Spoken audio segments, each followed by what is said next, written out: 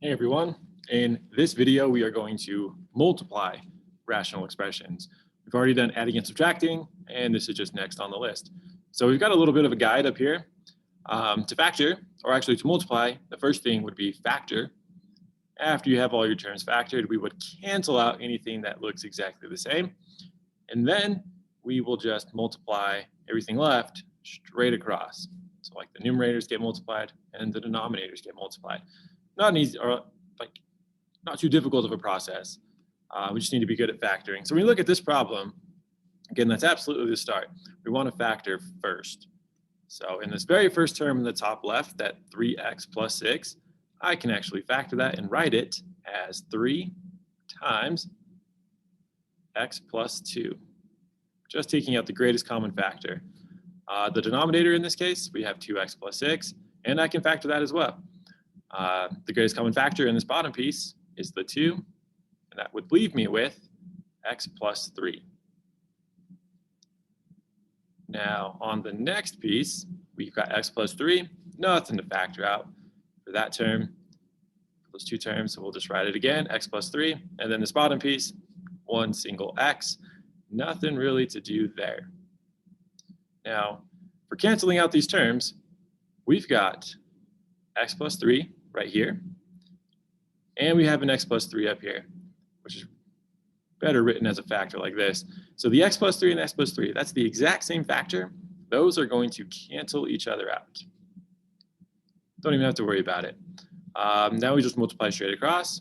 So this just essentially became 1 up top. So not much to do on the top part.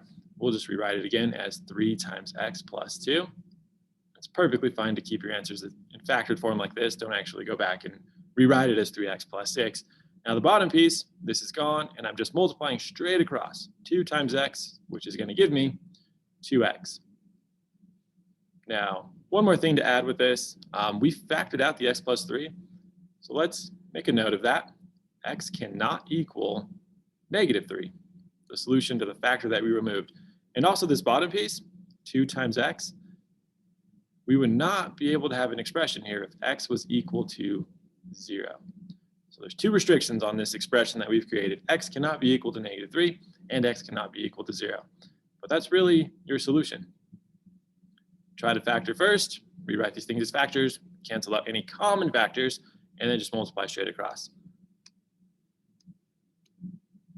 It's really the gist behind multiplying rational expressions. Let's just walk through one more example, a little bit more complicated, to kind of test out some factoring abilities. So number 2, again, just multiply these rational expressions. Number 2, let's do 6x plus 30. 6x plus 30 over 33 x to the power of 5. Now let's multiply this by some quadratic or like trinomial stuff. Let's do x squared plus 16x plus 55. And we'll divide all of this by a cubic polynomial. So let's do 2x cubed plus 20x plus 50. So it might seem like pretty challenging. Now, what you would not want to do is just start multiplying now and then try to simplify later. A much easier way to approach multiplying rational expression problems is to factor first. Almost all of these ones are going to be able to get factored except for the 33x to the power of 5. So let me just go to a different color real quick, kind of try to make it clear. So again, to factor these, the first piece, that's like pretty easy to factor. 6x plus 30, well, the 6 goes into 6 and the 6 goes into 30. So we could just rewrite that expression as 6 times x plus 5. Then again, this bottom piece, the 33x to the power of 5, not a lot to do there. Let's just rewrite it. 33x to the power of 5. Now we get into these kind of hairier things. So this quadratic, again, I always like to just set these up as like this little chart where I put the number on the end up top, the number in the middle on the bottom, and I'm looking for factors here. What can I multiply that makes 55 but adds up to 16? Those factors would be a positive 11 and a positive 5. So this quadratic up here can really just be rewritten as x plus 11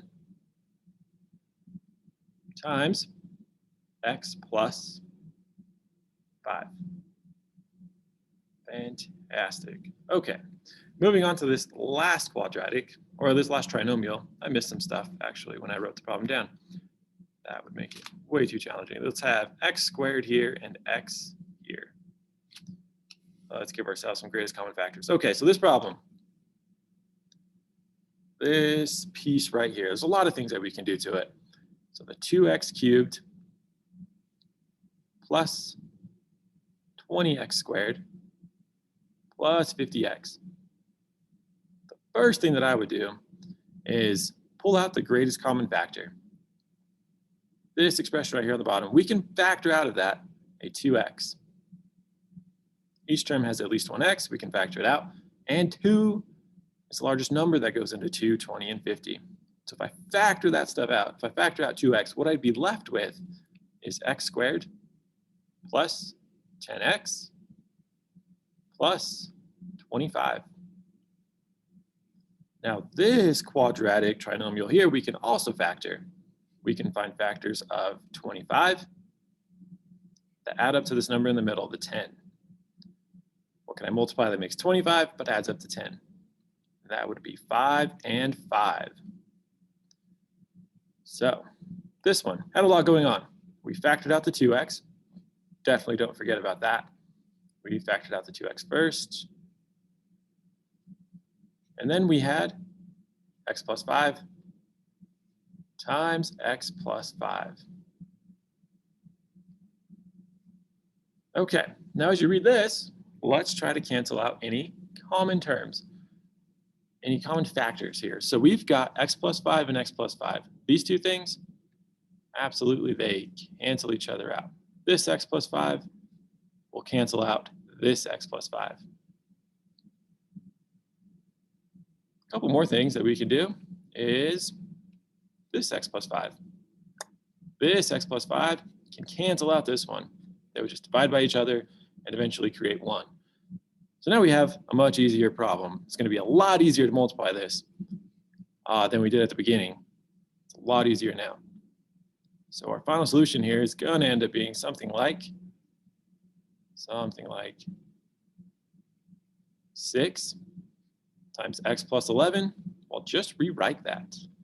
Don't worry about going 6x plus 66. Just write it out as 6 times x plus 11. And this will be divided by, now these, the 33x to the power 5 and 2x, they're not factors, they're just monomials at this point. So let's actually multiply those. We would have 66x to the power of 6. 33 times 2 for 66, x to the power of 5 times x for x to the power of 6. Now, one last thing that we can do to make this a little bit nicer and just overall easier to read, 6 divided by 66. We can simplify that. We can simplify this because 6 goes into 6 and 6 goes into 66 using whole numbers. So our final solution would actually be x plus 11 divided by, I'll wrap this in parentheses just to make it clear. We didn't do anything to the factor. We just simplified this. The 6 can turn into a 1 and the 66 can turn into an 11. 6 divided by 66 is the same thing as 1 divided by 11. Okay, and last thing, let's keep track of what x cannot be equal to. In this case, x cannot be equal to this factor that we removed, -5. And down here, on the bottom, I would not be able to plug in 0. If you tried to plug in 0 into this expression, you would get an undefined error on a calculator. X cannot equal 0. And that's it. It's really the gist behind multiplying rational expressions. This is the hardest type of problem that you can find. And it was a lot easier to factor first and just cancel out these like terms than it was to try to set up a problem like this. 6x plus 30 times x squared plus 16x plus 55. try to do all the distribution, do the same thing here on the bottom, and then try to simplify. It was a lot easier, so much easier, just to factor out first and then just cancel out your common terms. Leaves you with just a pretty straightforward multiplying fractions problem. Okay, well, that'll wrap it up for this video. If you have any questions, let me know in class. I'll see you then. Bye-bye.